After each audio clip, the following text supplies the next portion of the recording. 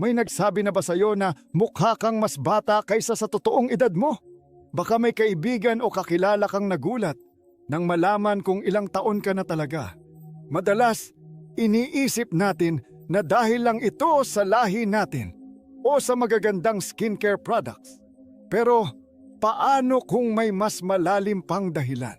Ang hitsura natin ay hindi lang nakadepende sa ating genes o mga ginagamit na produkto. Sa totoo lang, ito ay resulta ng kung paano tayo mag-isip, mamuhay at humarap sa buhay. Ang ugali, paniniwala at mga desisyong ginagawa natin araw-araw ay may malaking epekto sa kung paano tayo tumatanda. Kung madalas kang sabihang mukhang bata, baka hindi lang ito swerte. Posibleng may ginagawa kang tama nang hindi mo alam. At kung gusto mong malaman kung paano mapanatili ang pagiging fresh at bata, hindi lang sa panlabas kundi pati sa loob, siguraduhing panoorin mo ito hanggang dulo. Huwag kalimutang i-like ang video at mag-subscribe para sa mas marami pang Stoic wisdom at life lessons. Tara, simulan na natin. Number 1. May matibay kang kalooban. Napansin mo ba kung paano may mga taong kahit dumaan sa maraming problema ay mukhang bata pa rin? Hindi mo makikita sa kanilang mukha ang stress, lungkot o bigat ng kanilang dinanas sa buhay. Parang hindi sila naapektuhan ng mga pagsubok. Ang sikreto nila, matibay na kalooban. Sa Stoic philosophy, tinuturo na hindi natin kontrolado ang lahat ng nangyayari sa paligid natin, pero kontrolado natin kung paano tayo tutugon dito. Ang taong may matibay na kalooban ay hindi basta-basta nadadala ng stress. Hindi siya nagpapatalo sa lungkot, galit o takot. Paano nakakaapekto ang stress sa pagtanda? Kapag sobrang stress ang isang tao, tumataas ang cortisol, ang stress hormone na nakakasama sa ating katawan at hitsura. Narito ang ilan sa epekto nito. Kumukulubot at natutuyo ang balat. Nawawala ang sigla at elasticity nito dahil nasisira ang collagen, ang proteinang tumutulong para manatiling makinis, banat at matibay ang ating balat. Laging pagod at walang energy. Napapahina ng stress ang katawan, kaya pakiramdam mo ay laging pagod ka. Naaapektuhan ang postura at aura. Ang taong laging stressed ay mukhang matamlay, laging nakasimangot o parang mabigat ang daladala sa katawan. Kung napapansin mong may mga taong biglang tumatanda pagkatapos dumaan sa mabigat na pagsubok, ito ay dahil hindi nila nakontrol ang stress sa kanilang katawan. Ang stress ay hindi lang sumisira sa mental health, kundi pati na rin sa panlabas na anyo. Sekreto ng mukhang bata, tatag ng loob. Ang mga taong mukhang bata sa kabila ng pagsubok ay may emotional resilience o kakayahang bumangon at mag-move on. Hindi sila nagpapadala sa negatibong emosyon. Kahit may problema, hindi sila nagpapakalunod sa lungkot o galit. Madali silang mag-adjust sa sitwasyon. Imbes na magreklamo, hinahanap nila ang solusyon o tinatanggap ang hindi na nila mababago. Hindi nila pasan ang buong mundo. Alam nilang may mga bagay na hindi nila kontrolado, kaya nagfo-focus sila sa mga kaya nilang gawin. Paano iwasan ang stress para hindi maging mukhang matanda? Kung gusto mong manatiling mukhang bata, hindi lang pisikal na katawan ang dapat mong alagaan. Dapat palakasin mo rin ang isip at damdamin. Narito ang ilang tips. 1. Huwag dibdibin ang mga problema. Gawin ang kaya mong solusyonan at tanggapin ang hindi mo kayang baguhin. 2. Maglaan ng oras para sa sarili. Gumawa ng bagay na nagpapasaya o nagpapakalma sa iyo tulad ng meditasyon, journaling o paglalakad. 3. Matutong magpasalamat. Ang taong marunong magpasalamat ay hindi madaling natatalo ng stress. 4. Piliin ang mga laban. Hindi mo kailangang pumatol sa lahat ng argumento o problema. Minsan, mas mabuting palagpasin na lang. 5. Panatilihin ang positibong pananaw. Ang pagiging optimistic ay nakakabawas ng stress at nagpapaganda ng overall well-being. Hindi mo kailangang maging biktima ng stress. Kung gusto mong manatiling mukhang bata, alagaan hindi lang ang katawan, kundi pati ang isipan at damdamin. Ang pagiging matibay sa loob ay isang natural na anti-aging secret. Kapag natutunan mong kontrolin ang iyong emosyon, makikita mo ang epekto nito hindi lang sa pakiramdam mo, kundi pati sa iyong aura at hitsura. Sa dulo, hindi ang problema ang nagpapamukhang matanda sa atin, kundi kung paano natin ito hinaharap. Kaya kung gusto mong manatiling fresh at youthful, palakasin mo ang loob mo. Huwag magpatalo sa stress at sundin ang stoic mindset ng pagiging kalmado sa gitna ng unos. Number 2, hindi ka takot sa pagbabago. Napansin mo ba ang mga taong parang hindi tumatanda kahit lumipas na ang maraming taon? Laging masigla, puno ng energy, at parang laging may bagong pinaghahandaan sa buhay. Ang sikreto nila, hindi sila takot sa pagbabago. Samantalang may iba naman na mukhang mas matanda kaysa sa kanilang edad. Madalas silang mukhang mabigat ang loob, laging may reklamo, at parang wala nang gana sa buhay. Ano ang dahilan? Takot silang magbago. Bakit mahalaga ang pagtanggap sa pagbabago? Ang pagiging bukas sa pagbabago ay isang sikreto ng pagiging mukhang bata. Ang taong hindi natatakot sumubok ng bago, humarap sa bagong sitwasyon, at mag-adjust sa buhay ay nananatiling masigla at buhay ang isipan. Laging may bagong natututunan. Kapag active ang isip, hindi ito madaling tumanda. Hindi madaling panghinaan ng loob. Mas madali nilang tinatanggap ang mga pagbabago sa buhay. Mas masaya at may excitement. Dahil hindi sila natatakot sa bago, palagi silang may inaabangan. Ano ang epekto ng takot sa pagbabago? Kung ang pagiging bukas sa pagbabago ay nakakapagpanatili ng sigla, ang pag-iwas dito ay nagpapabilis ng pagtanda. Nagiging matigas at matamlay ang katawan. Ang taong ayaw magbago ay parang naninigas sa kilos, pananamit at pananaw sa buhay. Laging stress at negatibo. Madali silang mainis kapag hindi nila kontrolado ang sitwasyon. Pakiramdam nila ay tapos na ang buhay nila. Kapag hindi na sila open sa bagong karanasan, unti-unting nawawala ang sigla sa kanilang buhay. Madalas, ang mga taong takot sa pagbabago ay naiipit sa nakaraan. Ayaw nilang sumabay sa takbo ng panahon, kaya hindi nila napapansin na unti-unti silang napag-iiwanan. Stoic mindset, yakapin ang pagbabago. Ayon sa Stoic philosophy, ang pagbabago ay natural sa buhay. Mas madali ang buhay kung tatanggapin natin ito kaysa labanan. Lahat ng bagay nagbabago. Walang permanente sa mundo. Nagbabago ang tao, sitwasyon at panahon. Ang kapit sa nakaraan ay nagpapahirap sa atin. Kapag hindi mo matanggap ang pagbabago, mas lalo kang mahihirapan. Ang kakayahang mag-adjust ay isang superpower. Kapag kaya mong sumabay sa agos ng buhay, hindi ka basta-bastang natitinag ng stress. Paano matutong tanggapin ang pagbabago? Kung gusto mong manatiling mukhang bata at masaya, matutong sumabay sa agos ng buhay. Narito ang ilang simpleng paraan. 1. Subukan ang bago. Kahit simpleng pagbabago sa routine o bagong hobby, malaking tulong ito. 2. Huwag matakot sa pagkakamali.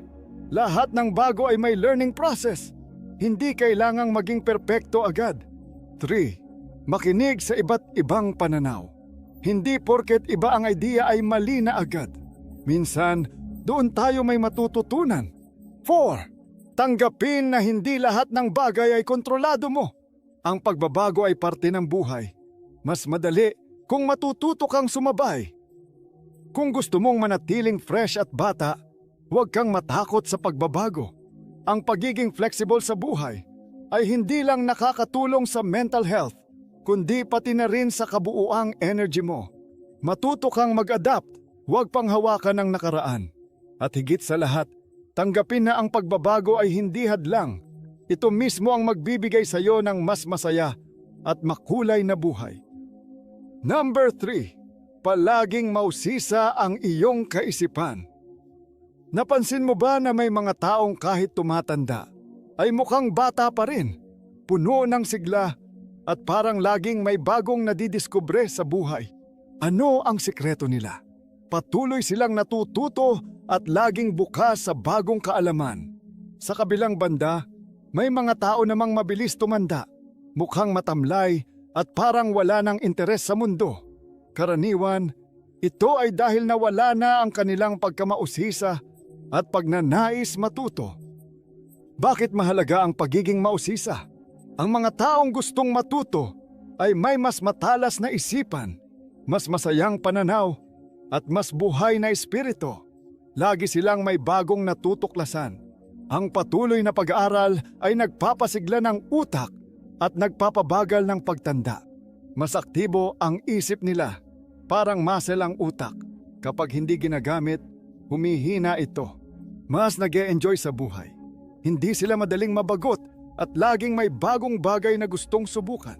Sa madaling salita, ang pagiging curious ay isang natural na sikreto para manatiling mukhang bata. Paano nakakatulong ang patuloy na pagkatuto sa utak? Ayon sa mga eksperto, ang pagiging aktibo sa pag-aaral ay nagpapabagal ng paghina ng utak. Narito ang ilang benepisyo nito. Pinapalakas ang memorya. Ang utak na laging ginagamit ay mas tumatagal at hindi agad humihina. Pinapabagal ang mga senyales ng pagtanda. Mas mababa ang chance ng mga taong mahilig matuto na magkaroon ng sakit tulad ng demensya. Pinapataas ang dopamine levels. Ang dopamine ay isang happy hormone na nagpapasaya at nagbibigay ng energy sa atin. Kaya kung gusto mong manatiling bata ang isip at katawan mo, huwag kang titigil sa pag-aaral at pag-explore ng bago. Ano ang nangyayari sa mga hindi na mausisa? Kung ang patuloy na pagkatuto ay nagpapanatili ng sigla, ang pagkawala naman nito ay nagpapabilis ng pagtanda. Mukhang pagod at walang gana. Nawawala ang sigla sa mukha ng taong hindi na interesado sa bagong kaalaman. Mas mabilis bumabagal ang pag-iisip. Kapag hindi ginagamit ang utak, mas mabilis itong humihina, nagiging stagnant sa buhay. Nawawala ang excitement at pakiramdam nila ay paulit-ulit na lang ang lahat. Madalas, ang mga taong hindi na mausisa ay mabilis mabagot at mawalan ng gana sa buhay. Pakiramdam nila, wala nang bago. Kaya hindi na sila natututo o na-e-excite sa mundo. Paano mapapanatili ang pagiging mausisa? Kung gusto mong manatiling masigla at mukhang bata, huwag kang titigil sa pagkatuto. Narito ang ilang simpleng paraan. 1. Magbasa ng libro o manood ng educational content. Kahit ilang minuto lang sa isang araw, malaking tulong ito sa utak. 2. Magtanong at mag-explore. Huwag matakot magtanong o subukan ng bago. 3. Sumubok ng bagong hobby o aktibidad. Kahit simpleng bagay tulad ng bagong pagkain o bagong gawain, may epekto ito. 4. Makipag-usap sa iba't ibang tao. Maraming matututunan sa pakikinig sa ibang pananaw at karanasan. 5. Maglaan ng oras para sa self-improvement. Hindi lang sa eskwela natatapos ang pag-aaral. Aralin din kung paano mas gaganda ang sarili at buhay mo. Ang pagiging mausisa ay hindi lang para sa mga bata. Ito ay ugali ng mga taong masayahin, aktibo at mukhang bata.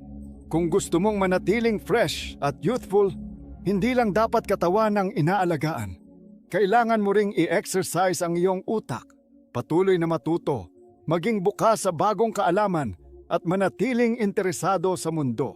Dahil ang taong may gustong matutunan ay hindi lang nagiging mas matalino, nagiging mas masaya, mas masigla at mas mukhang bata rin. Number 4. Malaya mong naipapahayag ang iyong emosyon.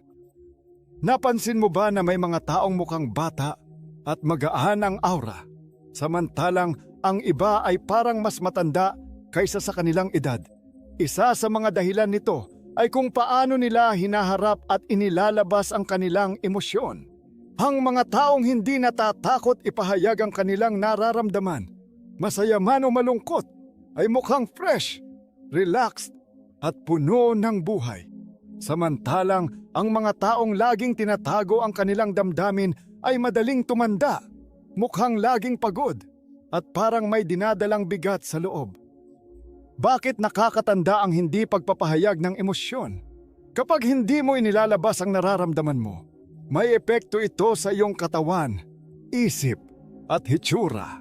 Nagiging kulubot at natutuyo ang balat.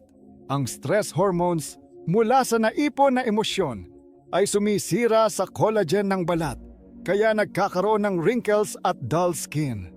Nagmumukhang laging pagod.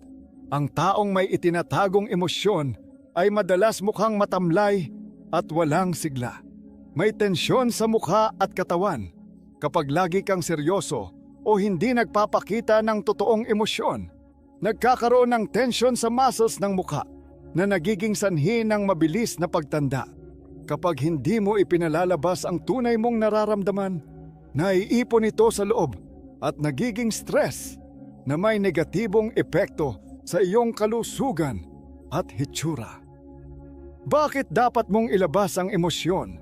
Ang mga taong marunong magpahayag ng kanilang damdamin ay mas mukhang bata at mas masaya sa buhay. Bakit? Mas kaunti ang stress nila.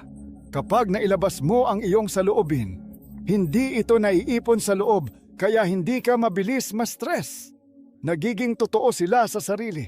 Ang pagiging honest sa sarili ay nagbibigay ng kalayaan at kagaanan sa pakiramdam. Mas buhay ang kanilang energy. Ang taong marunong tumawa, umiyak o ipahayag ang nararamdaman ay mukhang mas buhay at mas magaan kasama. Hindi ibig sabihin na dapat mong isigaw ang iyong emosyon o maging impulsive. Ang tamang pagpapahayag ng damdamin ay may balanse. Hindi ito pinipigilan, pero hindi rin ito ibinubuhos sa maling paraan. Ano ang epekto ng pagpipigil ng emosyon? Kung ang pagpapahayag ng emosyon ay nakakabata, ang pagpigil naman nito ay nagpapabilis ng pagtanda at nagpapahirap sa mental health. Laging mabigat ang loob. Ang taong hindi marunong maglabas ng damdamin ay parang may dinadalang bigat sa puso at isipan. Nagiging iritable at madaling ma-stress. Ang naiipong emosyon ay lumalabas sa pagiging bugnutin, mainitin ang ulo, o iritable sa maliliit na bagay. Mas madaling tumanda dahil sa stress hormones. Ang taong hindi expressive ay mas madaling magkaroon ng wrinkles at mukhang pagod. Paano mo maihahanda ang sarili sa mas malayang pagpapahayag ng emosyon? Kung gusto mong manatiling mukhang bata at mas magaan sa pakiramdam, matutong ilabas ang iyong damdamin sa healthy na paraan. 1. Maging honest sa sarili. Kung may nararamdaman ka, huwag mong itanggi. Alamin kung ano talaga ang pinanggagalingan ng emosyon mo. 2. Makipag-usap sa taong pinagkakatiwalaan mo. Minsan, ang simpleng pagbabahagi sa kaibigan o pamilya ay sapat na para gumaan ang loob mo. 3. Isulat ang iyong nararamdaman. Kung hindi mo kayang sabihin, isulat ito sa journal para mailabas mo ang emosyon sa tahimik na paraan. 4. Gamitin ang creativity. Ang pagsayaw, pagpipinta, pagsusulat, o pakikinig ng musika ay maaaring maging paraan ng pagpapahayag ng emosyon. 5. Mag-relax at huminga ng malalim. Ang meditation at deep breathing exercises ay nakakatulong upang pakalmahin ang isipan at katawan. Ang pagiging mukhang bata ay hindi lang tungkol sa skincare o pagkain ng healthy. May kinalaman din ito sa kung paano mo ipahayag ang iyong emosyon. Kung gusto mong manatiling fresh at youthful, huwag mong ipunin ang iyong nararamdaman. Maging totoo sa sarili. Ipahayag ang damdamin sa tamang paraan at huwag matakot maging expressive. Dahil ang taong hindi nagpipigil ng emosyon ay hindi lang mas mukhang bata, mas masaya rin, mas magaan sa buhay, at mas puno ng sigla. Number 5. Pinapalibutan mo ang sarili mo ng positibong enerhiya.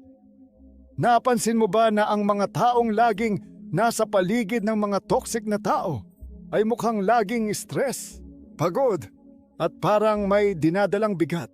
Hindi ito aksidente. Ang mga taong nakakasama mo araw-araw ay may malaking epekto sa iyong isip at katawan. Samantala, ang mga taong masaya, relaxed, at mukhang bata ay kadalasang napapalibutan ng positibong enerhiya. Hindi sila madaling mapagod at tila hindi sila mabilis tumanda. Ano ang sikreto nila?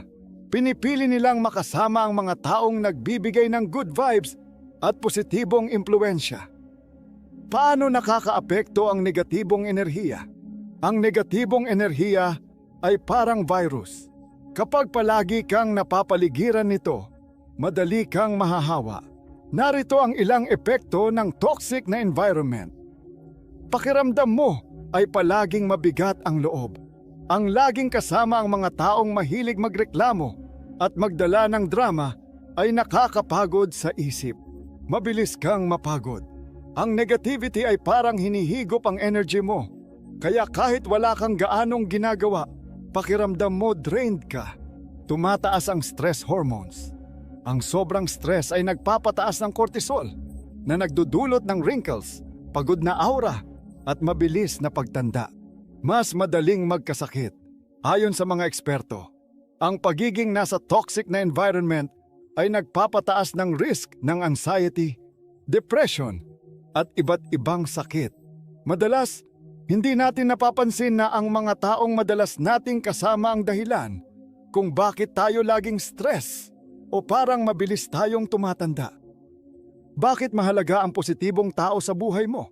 Ayon sa mga pag-aaral, ang pagiging palaging kasama ang mabubuting tao ay may positibong epekto sa ating mental at physical health. Nakakabawas ng stress. Kapag masaya at magaan ang paligid mo, bumababa ang stress hormones kaya mas relaxed ka. Mas gumaganda ang mental health. Ang pagiging kasama ang mga taong positibo ay nakakatulong sa emotional stability at nagpapagaan ng pakiramdam. Mas lumalakas ang immune system. Ang good vibes ay nagpapataas ng serotonin at oxytocin, mga hormones na nagpapasaya at nagpapalakas ng katawan. Sa madaling salita, ang pagiging masayahin at ang pagsama sa mabubuting tao ay nakakatulong upang manatili kang mukhang bata. Paano mapalibutan ang sarili ng positibong enerhiya? Kung gusto mong manatiling fresh at mukhang bata, piliin mo ang mga taong madalas mong kasama. Narito ang ilang tips. 1. Iwasan ang mga taong mahilig sa drama at reklamo. Kung may kakilala kang laging may dalang negativity, bawasan ang oras na kasama mo sila. 2. Piliin ang mga taong may good vibes.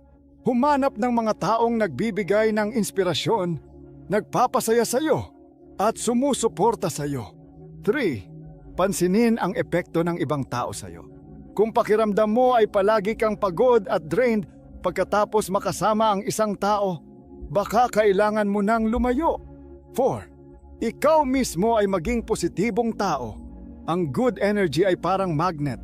Kapag ikaw mismo ay masayahin at positibo, mas dadami ang taong may parehong energy na lalapit sa iyo. 5. Ayusin ang paligid mo. Bukod sa mga taong nakakasama mo, mahalaga rin ang space mo. Linisin ang paligid, makinig sa uplifting music, at gawin ang mga bagay na nagpapasaya sa iyo. Kung gusto mong manatiling mukhang bata at masaya, hindi lang skincare, tamang pagkain, at ehersisyo ang kailangan mong gawin. Mahalaga rin na piliin ang mga taong madalas mong kasama.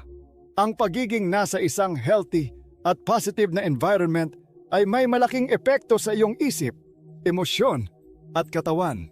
Kaya kung gusto mong manatiling fresh at mukhang bata, Palibutan mo ang sarili mo ng good energy sa mga tao, sa lugar, at sa paraan ng pag-iisip mo. Dahil ang taong puno ng positibong enerhiya ay hindi lang mukhang bata, mas masaya at mas magaan din ang buhay. Number 6. Nabubuhay ka ng may passion at layunin.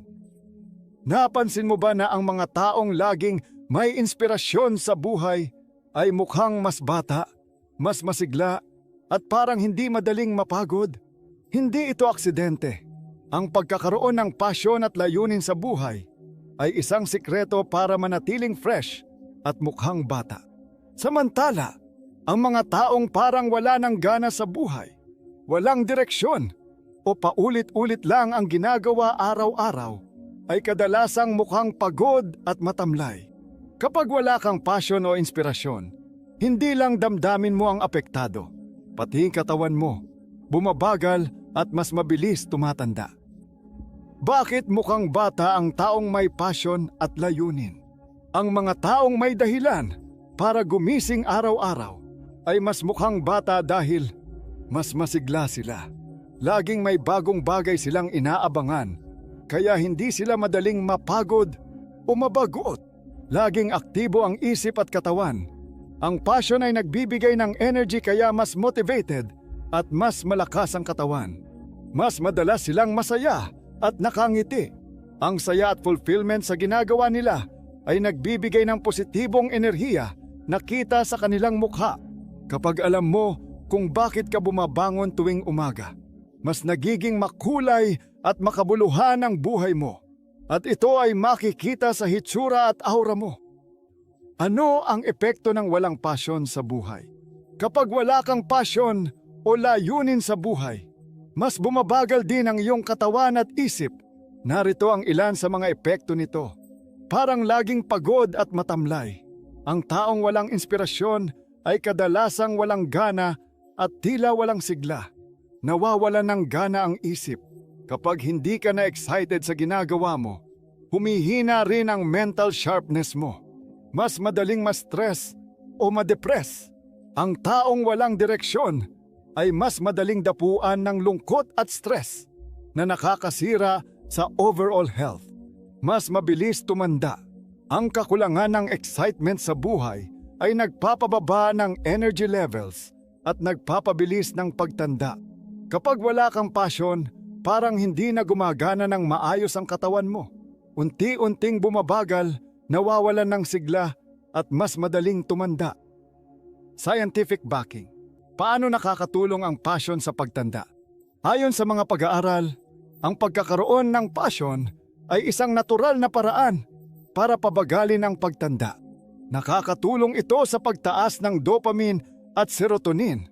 Ang hormones na ito ay nagpapasaya, nagbibigay ng motivation, at nagpapaganda ng overall well-being. Pinalalakas nito ang memorya at mental sharpness. Ang taong may passion ay mas mabilis mag-isip at mas aktibo ang utak. Pinapalakas nito ang immune system. Ang pagiging masaya at fulfilled sa ginagawa mo ay nakakatulong upang bumaba ang stress hormones at manatiling malusog ang katawan. Sa madaling salita, ang mga taong may passion sa buhay ay hindi lang mas masaya, mas mukhang bata rin. Paano mo mahahanap ang passion at layunin mo? Kung pakiramdam mo ay parang nawawala ka sa direksyon, huwag kang mag-alala. Maaari mong muling hanapin at sundan ang passion mo sa mga simpleng paraan. 1. Balikan ang mga bagay na dati mong gustong gawin. Ano ang mga bagay na dating nagpapasaya sa'yo? Subukan mong ibalik ang interes mo sa kanila. 2. Subukan ang bagong bagay. Minsan, natutuklasan natin ang passion natin sa pagsubok ng bago, tulad ng isang hobby o bagong skill. 3. Makipag-ugnayan sa mga taong may inspirasyon sa buhay. Ang mga taong may passion ay maaaring maging inspirasyon mo rin upang mahanap ang sarili mong layunin. 4. Gumawa ng maliit na hakbang araw-araw. Hindi kailangang biglaan. Kahit simpleng step lang papunta sa gusto mong gawin ay malaking tulong na. 5. Itanong sa sarili, ano ang bagay na ginagawa ko na hindi ko namamalayan ang paglipas ng oras? Madalas, ang passion mo ay ang bagay na kayang-kaya mong gawin nang hindi ka nagsasawa. Kung gusto mong manatiling mukhang bata, hindi lang katawan ang dapat alagaan. Dapat alagaan mo rin ang iyong puso at isip. Ang passion at layunin sa buhay ay nagbibigay ng sigla, saya at inspirasyon. At ito ay makikita sa iyong mukha, kilos at energy. Ang taong may dahilan para gumising sa umaga ay hindi lang mas masaya, kundi mas fresh at youthful din. Kaya kung gusto mong mapanatili ang youthful glow, hanapin at sundan mo ang bagay na tunay na nagpapasaya sa iyo. Dahil ang taong may passion ay hindi lang nagiging matagumpay, mas nagiging masaya, mas puno ng sigla, at mas mukhang bata rin. Number 7. Marunong kang magpatawad at mag-move on.